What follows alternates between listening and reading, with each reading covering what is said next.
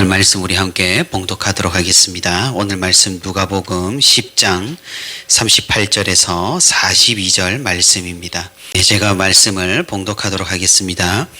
그들이 길 갈 때에 예수께서 한 마을에 들어가심에 마르다라 이름하는 한 여자가 자기 집으로 영접하더라.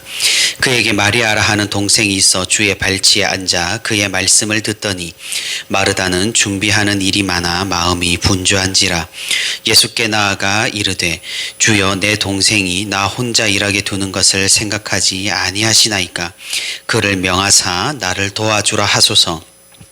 주께서 대답하여 이르시되 마르다야 마르다야, 내가 많은 일로 염려하고 근심하나 몇 가지만 하든지 혹은 한 가지만이라도 족하니라.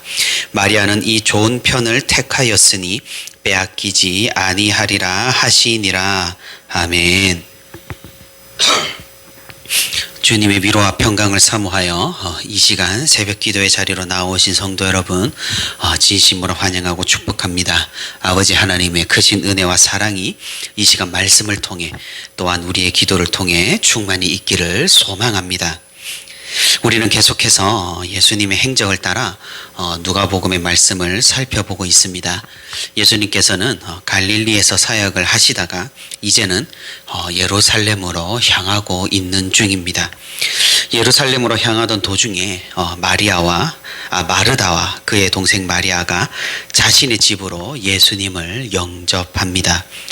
요한복음에서는 이 마리아를 예수님의 발에 향유를 붓던 여인이라고 소개를 합니다.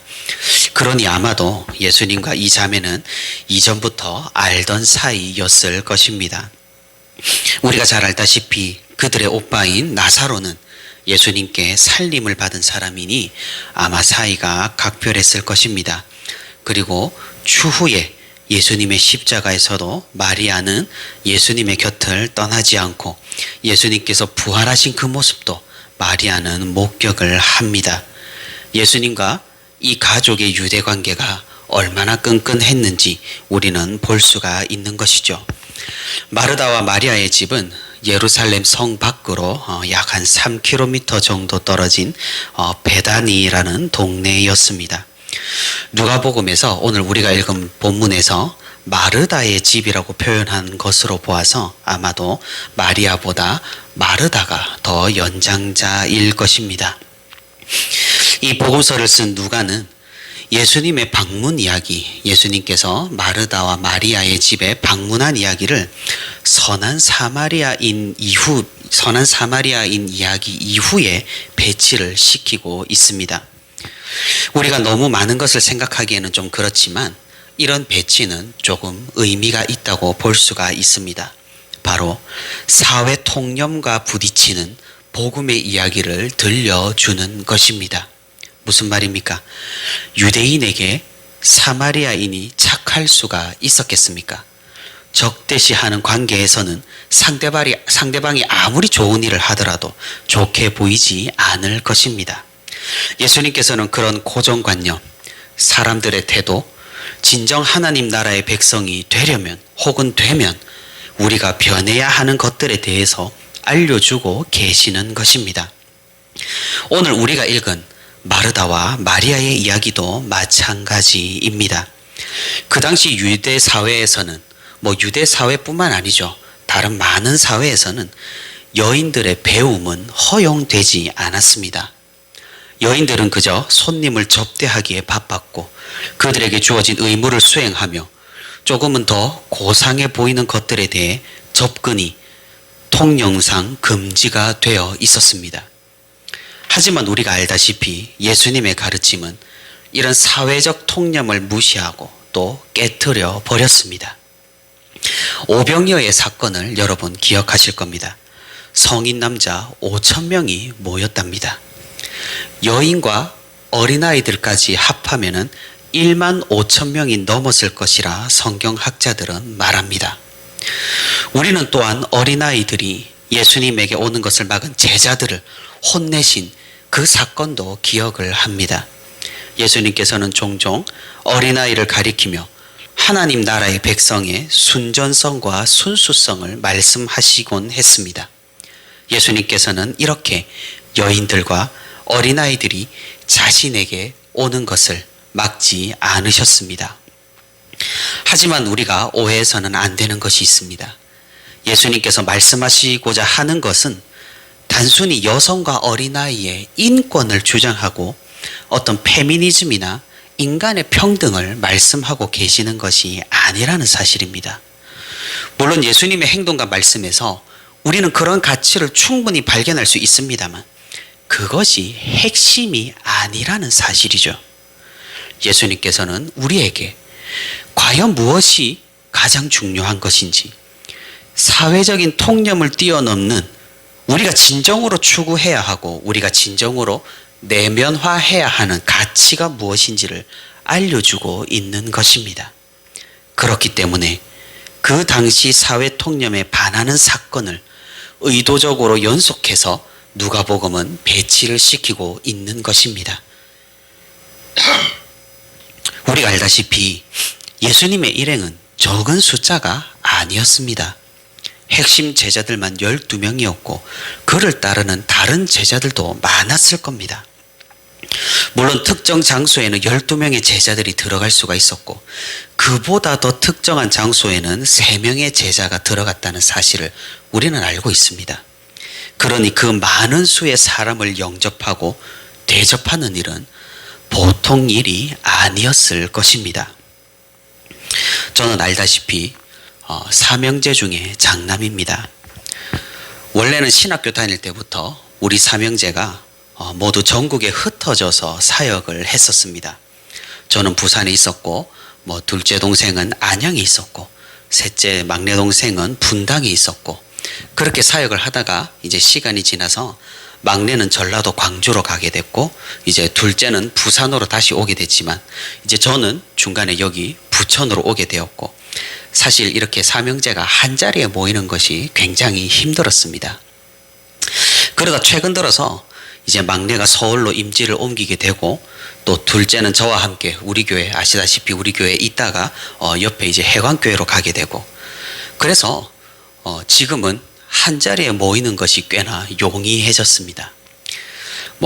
장남의 책임감도 있고요. 또 성도님들께서 베풀어 주신 사택 중에서 저희 집이 그나마 가장 넓기 때문에 근래에는 좀 자주 모였던 것 같습니다.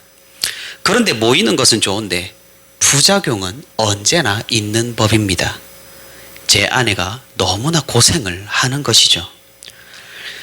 이렇게 저렇게 도와주기도 하지만 우리 집의 살림을 맡은 주인은 아내이기 때문에 아마 말은 안 해도 많이 힘들 것입니다. 마찬가지가 아닐까 합니다. 성경에서 마르다의 집이라 표현한 것은 마르다가 그 집의 책임자라는 의미입니다. 손님이 방문하면 마르다는 많은 것을 준비해야만 했습니다. 당연히 그의 동생인 마리아가 도와주어야 수월할 것입니다. 하지만 마리아는 이 마르다를 도와줄 생각이 없어 보입니다. 그저 예수님의 발 앞에 앉아 예수님께서 하시는 말씀을 듣고 있었습니다. 마르다 입장에서는 화가 날 만도 했던 거죠. 그리고 마르다뿐만은 아니었습니다. 다른 사람들도 이상하게 생각할 만했습니다. 그 당시 사회 통념상 여인이 예수님에게 말씀을 배운다는 것, 그 집에서 대접하는 것을 준비하지 않고 이렇게 앉아서 말씀을 듣는다는 것 자체가 이상한 일이었기 때문입니다. 그래서 마르다는 40절에 예수님에게 마리아를 보고 자신을 도우라 말해달라고 요청을 합니다. 아마 마르다는 자신의 요청이 정당하다고 생각을 했을 겁니다. 예수님도 자신의 요청에 따라 마리아에게 당연히 말해줄 것이라고 생각을 했을 것입니다. 하지만 기대와는 다르게 예수님의 대답은 너무나도 의외였습니다. 그것은 역시 마르다뿐만 아니라 그곳에 모인 제자들과 사람들에게도 예수님의 대답은 의외였던 것은 마찬가지였을 겁니다. 예수님께서는 우리에게 무엇이 더 중요한지를 깨닫기를 원하십니다. 예수님께서는 우리가 무엇을 추구해야 하는지를 알기를 원하십니다. 사회 통념을 깨시면서까지 우리에게 알려주시기를 원하셨던 것입니다. 우리가 추구해야 하고 우리에게 가장 중요한 것이 무엇입니까? 그것은 마리아가 했던 좋은 편입니다. 그 좋은 편은 무엇입니까? 그것은 하나님의 말씀을 듣는 것, 하나님의 말씀을 배우는 것, 하나님을 알아가는 것, 하나님과 가까이 하는 것입니다. 이 세상 너무나 바쁩니다. 할 일이 너무나 많습니다. 문명의 이기는 인간의 삶을 편하게 만들어 주었지만 그 기술과 사회가 인간의 남은 시간을 모두 잡아먹어버린 그런 기이한 시대에 우리가 살고 있습니다. 세상은 말할 것도 없어 보입니다.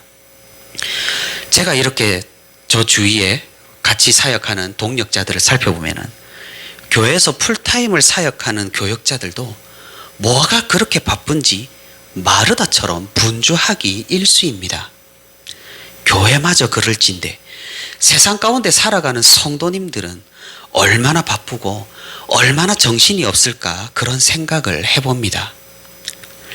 저는 신학을 하기 이전에 대학을 졸업하고 대학원을 다닐 때 회사에서 일하며 벤처기업을 서포트한 적이 있었습니다. 그때를 생각해보면 지금보다 더 젊은 나이에도 임에도 불구하고 굉장히 녹초가 될 만큼 열심히 일했던 그런 기억이 납니다. 당연히 그때 저의 온 정신은 연구와 실험과 일에 집중되어 있었지 사실은 신앙은 뒷전이었습니다. 신앙생활, 교회 생활을 하지 않을 핑계가 수도 없이 많았었습니다. 오늘 예수님께서는 그랬던 저에게, 그런 우리에게, 그런 여러분에게 말씀하고 계시는 것입니다. 너무나도 편리해진 시대입니다. 하나님의 말씀을 가까이 하기에 정말로 쉬운 시대입니다. 예전에는 눈이 오나 비가 오나 교회를 가야만 말씀을 들을 수 있었을 것입니다. 하지만 지금은 어떠합니까? 핸드폰만 있으면 성경이며 찬송이며 말씀이며 설교며 성경 공부며 우리는 거의 모든 것을 만날 수가 있습니다. 하지만 이런 편리함이 우리를 집중의 자리로는 이끌지 않는 것 같습니다. 이상하게도 세상은 날이 갈수록 편해지고 우리가 말씀을 접할 기회가 많아진 것 같지만 오히려 이제는 그만큼 말씀을 귀하게 생각하지 않는 것 같습니다. 신경 쓸 일이 적어지는 쪽으로 기술이 발전하는 것 같은데 이전 세대보다 훨씬 더 바빠진 것 같습니다. 우리가 이런 세대에 휩쓸리지 않기를 바랍니다. 바쁘다고 핑계하고 바쁘다고 변명하는 자리로 우리가 나아가지 않기를 바랍니다. 말씀을 맺도록 하겠습니다. 하나님의 말씀은 우리 모두에게 열려 있습니다. 그것은 인종을 초월하고 성별을 초월하고 우리의 상황과 환경마저 초월합니다. 물론 예수님께서는 마르다의 일을 무시한 것이 아닙니다. 그 일도 당연히 필요한 일이고 중요한 일입니다. 예수님은 마르다를 꾸짖지 않았음을 우리는 주목해 보아야 합니다. 그리고 41절, 42절에서 예수님께서는 마르다에게 많은 일로 염려하고 근심하지 말고 몇 가지만 혹은 한 가지만 하는 것도 족하다고 말씀하셨습니다.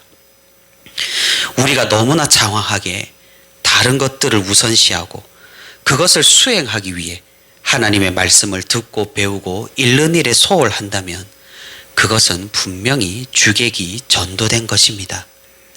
교회 일도 중요하고 생업도 중요하고 이 세상을 살아가면서 많은 것들이 중요합니다. 하지만 그중 우리에게 가장 중요한 것은 하나님의 말씀임을 우리가 다시 한번 더 새기고 더 깨닫고 더 기억하기를 바랍니다. 우리가 무엇보다 하나님의 말씀을 우선시하여 분주함 가운데에서도 평안함을 누릴 수 있고 바쁜 일상 가운데에서도 고요함을 찾을 수 있는 우리에게 이런 여유가 있고 이런 능력이 있는 저와 우리 부천시민교회 모든 성도가 되기를 소망합니다. 우리 몇 가지 기도 제목을 가지고 우리 자유롭게 기도하시다가 자유롭게 돌아가겠습니다. 먼저 오늘 들은 말씀을 생각하면서 우리 함께 기도하겠습니다. 분주하고 여유가 없으면 우리는 분명히 실수를 하기 마련입니다. 일이 바빠서 정신이 없으면 우리는 강박에 휩싸이고 쉽게 남에게 감정을 표출하기도 합니다. 분명한 인간의 연약함이겠죠. 주님께서는 우리의 그런 바쁜 일상 가운데에서도 하나님의 말씀을 가까이 하여 마음의 평안과 위로를 찾으라고 말씀을 하십니다. 우리의 일상이 말씀과 함께하는 일상이 되기를 원합니다. 우리가 더욱 하나님의 말씀을 가까이 할 수 있도록 주님께서 상황과 여건을 허락해 달라고, 우리가 더욱 말씀을 사모하는 성도로 살아갈 수 있도록 주님 우리의 마음을 붙잡아 달라고 우리 함께 기도하겠습니다. 그리고 두 번째로는 우리 부천시민교회와 어려운 성도들을 위해서 계속해서 우리 중보하면서 나아가겠습니다. 특별히 우리 비대면 행사가 계속돼서 교회에서 진행되고 있습니다. 참여를 하는 것을 귀하게 보는 우리 모든 성도들이 될 수 있도록 인도해 달라고, 이런 비대면 교회 행사들에 적극적으로 참여하여서 우리가 풍성한 열매를 맺게 주님께서 인도해 달라고 우리 함께 기도하겠습니다. 그리고 마지막으로는 우리나라와 우리 민족을 위해서 우리 함께 기도하겠습니다. 여전히 팬데믹 상황이 지속되고 또 경제가 어렵고 또 혼란스러운 사회가 계속되고 있습니다. 우리나라가 이런 상황 가운데 처해 있으니 주님께서 속히 안정되게 인도해 달라고, 그리고 하나님의 말씀을 따르는 사람들이 이 나라에 더욱 많아지도록 주님께서 역사해 달라고 우리 함께 우리나라와 우리 민족을 위해서 기도하겠습니다.